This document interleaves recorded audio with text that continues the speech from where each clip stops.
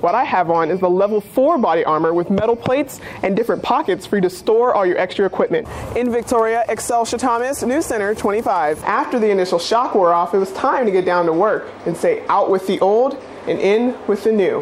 Officers will be out in full force patrolling hot spots such as the new Buffalo Wild Wings to make sure people who've had too much to drink don't get behind the wheel.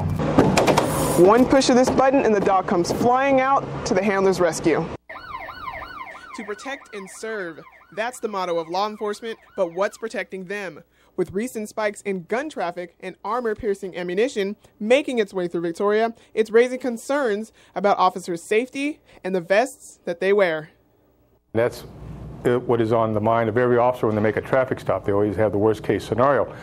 A lot of civilians do not like the way the officer is approaching the vehicle, which is cautiously and always looking and checking out the area.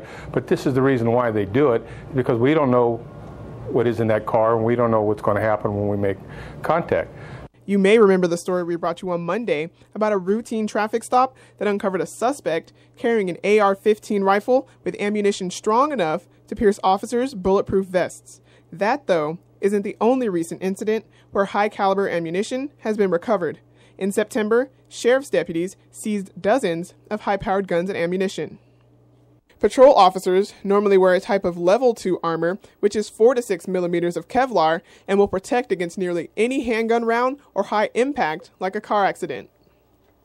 While most body armor is worn under the clothes, what I have on is the level 4 body armor with metal plates and different pockets for you to store all your extra equipment. This tactical armor is the same worn by law enforcement officers a year ago this week during a standoff on Liberty Street that saw the SWAT team brought in to defuse the situation. If we have a high-risk entry, then the SWAT team will do that, and we're on standby, and once it's secured, then we'll go in. But we also will wear the body armor, but not the same degree of protection that SWAT has when they go in. They need maximum protection. We don't on a perimeter detail. Even though the threat of this high-powered ammunition continues to be there until something better comes along, the sheriff's office has found what they have is working, and there are currently no plans to change it. It's an evolving technology. It's dynamic. They're always trying to come up with something lighter, durable, but so far we're finding that what we have is met the challenge. The sirens announced their arrival. And then TV, new furniture for your bedroom, food and gifts, everything. The moment caught everyone off guard.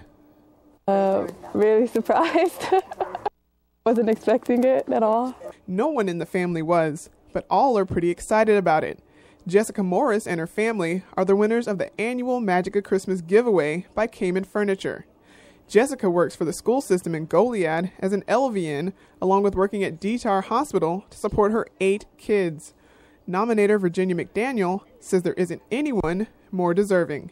She just works hard, and she values education, and she puts her family first, so she's just a very hardworking mother who tries to make ends meet, and she just, does everything she can for her children and her family.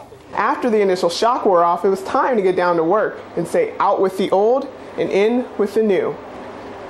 Family members and friends helped move the various items of furniture, including a couch, TV stand, and 2 sets of bunk beds, which the kids have really been asking for, into the house. Despite being praised for her works as a mother, Morris still finds a way to make this special day not be about her, but her family. Oh, just to see Rocky lay up there on the top bunk will be the most exciting part. It's something the Victoria Police Department hasn't seen in nearly 4 years. Police dogs. They're back, and they're already proving to be a useful tool in fighting crime here in Victoria. He has already been successful in locating narcotics on the street. Meet Robbie. He's a 2.5-year-old Belgian Malinois from Holland. He and the other K9, Baco, arrived in town in December. Robbie's primary training is in narcotics detection, but he's also trained in criminal apprehension and tracking. In addition, he'll make officers on the street a little safer. He is more than likely going to cut down on the incidence of officer injury.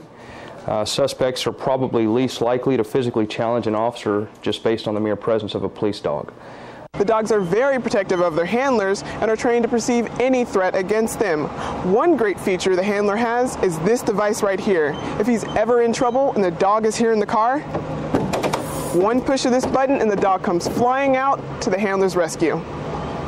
Robbie rides around in a specially made patrol car designed to maintain the dog's body temperature, especially during those hot summer days. Circulation is paramount because the dog is essentially wearing 2 heavy-duty fur coats in the middle of the summertime here, and everybody knows the summer's can be brutal.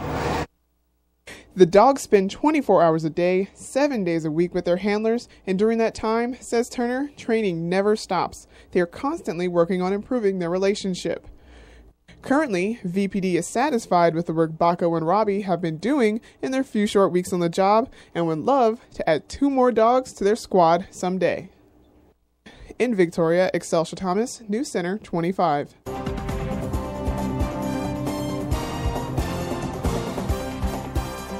Coming up after 2020 on News Center 25 at 10, New at the Zoo will introduce you to the newest members of the Victoria community and the Texas Zoo. Our hometown has a new member. Good evening, I'm Excelsha Thomas. As local folks were getting wild about wine at the Texas Zoo's 3rd annual fundraiser, zookeepers unveiled a new exhibit. Over 200 people came out to support the Texas Zoo at their 3rd annual Wild About Wine event. And with the big revealing of their new exhibit, there was never a dull moment. The Texas Zoo was transformed tonight into a vineyard-like atmosphere. The event is held each year to help raise funds to help the zoo cover its basic operating costs. Attendees took part in wine tasting and food pairings sponsored by HEB. A silent auction also took place, with chances of people winning a half hour with the 2 newest additions to the Texas Zoo. The revealing of the new Lion Club's exhibit was the highlight of the evening. The 2 female Barbary Lion Clubs, Gaia and Asia, were brought to the zoo after the loss of Piedras the jaguar. They will now be housed in the newly renovated exhibit.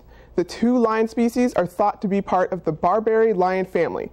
Enrollment is up at our hometown college. The Victoria College saw an increase of 5% for the spring 2010 semester.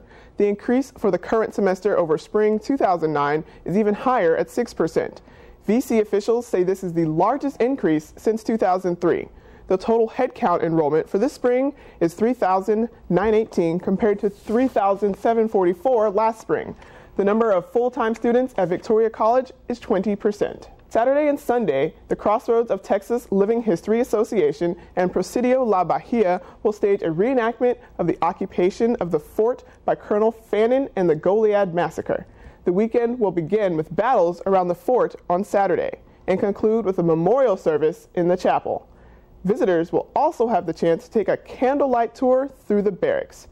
Caretakers of Presidio La Bahia, the site of the Goliad Massacre 174 years ago, this weekend hope a new $500,000 renovation will allow Goliad to share some of the Alamo's glory.